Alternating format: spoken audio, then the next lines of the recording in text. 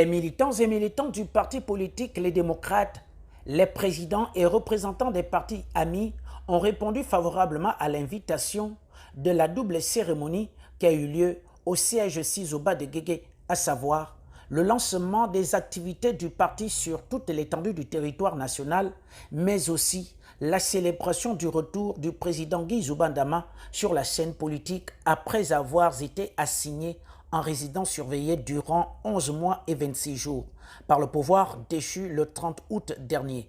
Occasion pour le premier vice-président de faire le bilan des actions menées lors de son absence.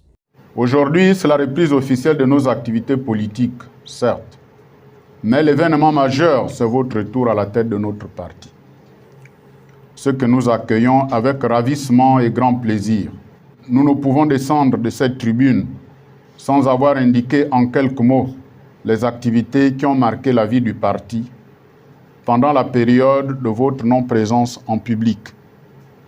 Il s'agit de installation des structures de base du parti et formation des encadreurs locaux.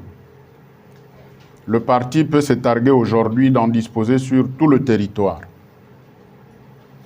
Dans le cadre des échanges interpartis, nous avons porté massivement et vigoureusement la voix du Parti Les Démocrates au congrès d'investiture de la candidate de l'Union nationale à l'élection présidentielle dernière.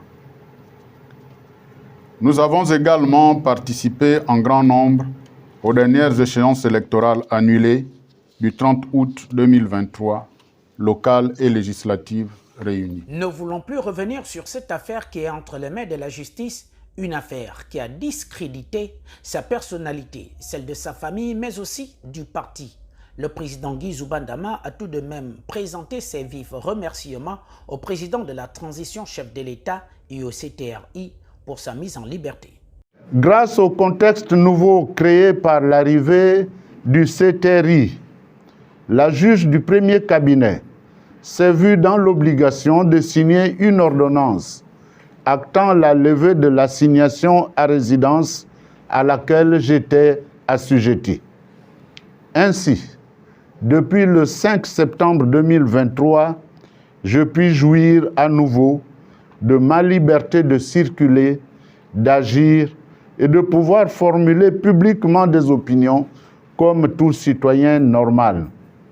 C'est ici le lieu et le moment qui me semble également bien indiqué d'adresser mes sincères remerciements, expression de ma profonde gratitude à l'égard du CTRI et du président de la transition, chef de l'État, le général de brigade Brice Clotaire Oligui Nguema.